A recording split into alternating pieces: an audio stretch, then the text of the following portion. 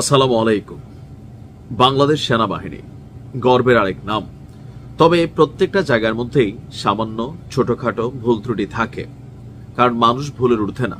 তো সেনাবাহিনী যত মানুষ দ্বারাই পরিচালিত হয় সেখানে ভুল ত্রুটি থাকবে, কিন্তু দুই একজনের ভুল ত্রুটির জন্য পুরো বাহিনীকে, সেনা প্রধানকে বা এই ডিপার্টমেন্টকে নিয়ে গেল এক বছর যা ঘটছে, প্রত্যেকটা সেনা সদস্য শুধু তাদের শৃঙ্খলা পরিপন্থী কাজ হয়ে যাবে। আমার সাথে অনেক সেনা অফিসারের কথাবার্তা হয়, তো আমি যখন জিজ্ঞেস করি যে আপনারা আসলে কেন প্রটেস্ট করছেন না বা আপনাদেরকে নিয়ে এই যে বিভিন্ন ধরনের বক্তব্য দেওয়া হচ্ছে, আসলে সেনা আইনটা খুবই কঠোর। এখানে কেউই চাইলে ফেসবুকে অথবা কোনো গণমাধ্যমে বিবৃতি দিতে পারে না। তবে এই মুহূর্তে যেই সকল অ্যাক্টিভিটিস বিভিন্ন টার্গেটেড ব্যক্তিরা করছেন এবং কি বিভিন্ন দেশের এজেন্টরা করছেন, সেগুলো নিয়ে কিন্তু তাদের মধ্যে ক্ষোভ আছে।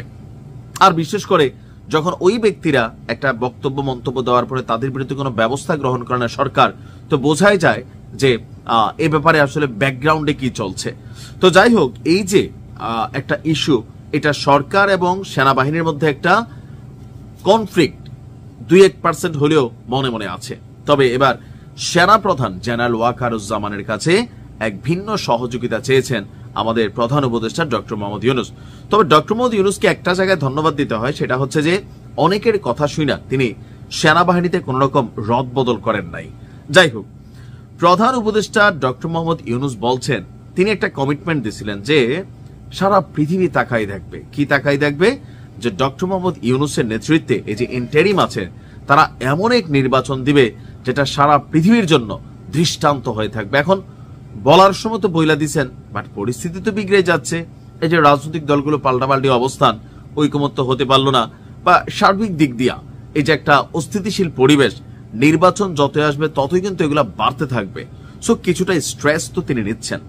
মাঠে পুলিশ যতই থাকুক, বাট বাংলাদেশের জনগণ এখন পর্যন্ত মিনিমাম লেভেলে সেনাবাহিনীকে ভয় পাইতো, বাট এখন পাই কিনা আমি জানি না। লাস্ট কয়েকদিন বা যে অ্যাক্টিভিটিস দেখছি, তাতে আমি যদি নিজে একটা ভিডিও বানাইছি, মনে হয় হাতে চুরি টুরি পড়ে ফেলছে, একটু ঝাড়ানাড়া দেওয়া দরকার। তো প্রধান উপদেষ্টা বলছেন যে আসন্ন জাতীয় নির্বাচন শান্তিপূর্ণ, উৎসবমুখর এবং আনন্দময় করে তুলতে সেনাবাহিনীর সাহায্য প্রয়োজন।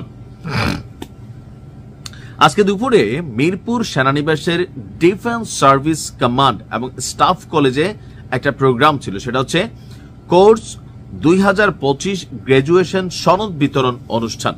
সেখানে প্রধান অতিথি হিসাবে যোগ দিয়েছিলেন ডক্টর ইউনূস। অনুষ্ঠানে বাংলাদেশ সহ 24টি দেশের সামরিক বাহিনীর তরুণ অফিসারদের মধ্যে সনদ তুলে দেন প্রধান উপদেষ্টা। তিনি বলছেন যে দেশবাসীর দীর্ঘদিনের কাঙ্ক্ষিত এই নির্বাচনকে সত্যিকার অর্থে একটি শান্তিপূর্ণ, উৎসব এবং আনন্দমুখর পরিবেশে অনুষ্ঠিত করতে আমাদের সেনাবাহিনীর সহায়তা একান্তভাবে কামনীয়। আর তিনি বলছেন যে সেনাবাহিনী সঠিক সময়ে সঠিক সিদ্ধান্ত নিয়েছিল জুলাই গণঅভ্যুত্থানে, এই কারণে তিনি তাদের প্রশংসাও করেছেন। তো মোট কথা হচ্ছে, এখন এই মুহূর্তে নির্বাচনকে সুন্দরভাবে করতে শুধুমাত্র যে সেনাবাহিনী একা বিষয়টা তা না, এখানে যারা রিটার্নিং অফিসার থাকবেন, বিভিন্ন ক্ষেত্রে আইন শৃঙ্খলা বাহিনীর বিভিন্ন মানুষ কাজ করবেন, সরকারি বেসরকারি সর্বোপরি সাধারণ জনগণ সকলের সম্মিলিত এখানে প্রচেষ্টা থাকতে হবে একটা সুষ্ঠু নির্বাচন।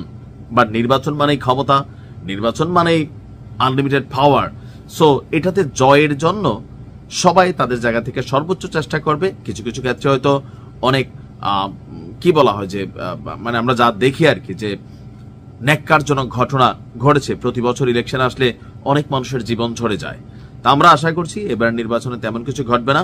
সেনাবাহিনী মাঠে থাকবে, তবে একটু গাটা ঝাড়া দিয়া থাকতে হবে, কারণ নয়তো ওই যে বক্কর টুরা আছে না, আইসা যেই ভাষায় কথা বলে, নির্বাচনের আগে একটু টাইট দিয়ে দেখাই দিতে হবে যে সেনাবাহিনীকে নিয়ে কোনো ফালতু কথাবার্তা বললে গাল চাপার দাঁত যে কখন পইড়া রাখে রাস্তায় টের পাওয়া যায় না। এরকম দিয়ে একটা এক্সাম্পল ক্রিয়েট করতে হবে। ভালো থাকুন।